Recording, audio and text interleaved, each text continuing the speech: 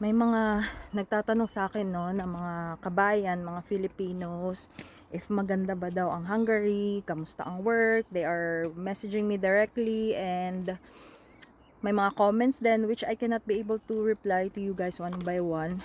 If maganda ba ang Hungary? Yes, maganda ang Hungary. It's actually so underrated.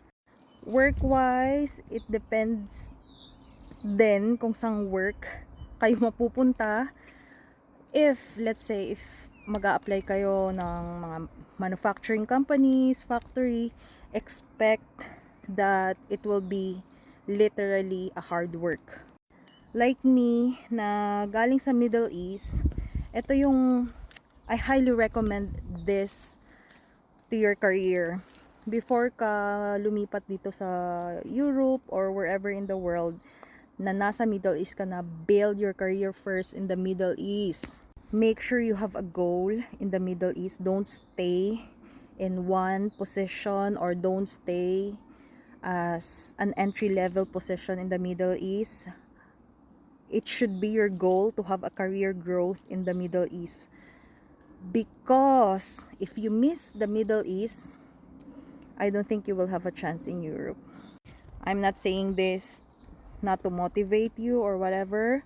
It so happened that if let's say ayaw ka na dito sa Europe or wherever you are going, Canada, on whatever, if gusto mong bumalik sa Middle East, your chances are high. Hear me out.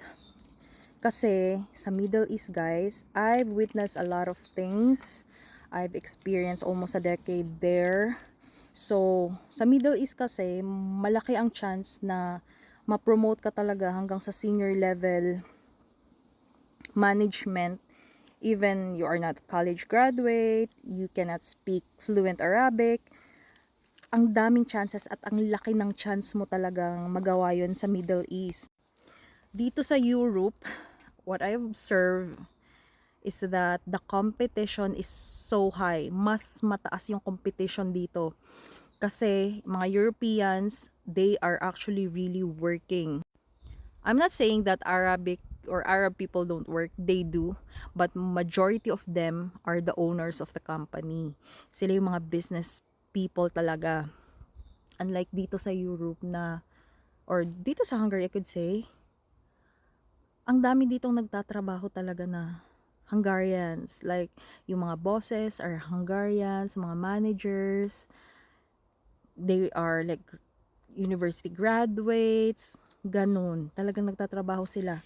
Unlike sa Middle East, halos ang mga managers, Indian, Pakistani, Egyptian, Jordanian, Filipino, halos mga expat na. Like for example, sa Kuwait, 4 million population, only 1 million are Kuwaitis, and majority of them are the business owners. I might get a backlash for saying this, but if you missed your opportunity in the Middle East and you stayed in one position for let's say 5 to 10 years, let's say you're a bartender or a waiter for 10 years, it's on you. It's your fault.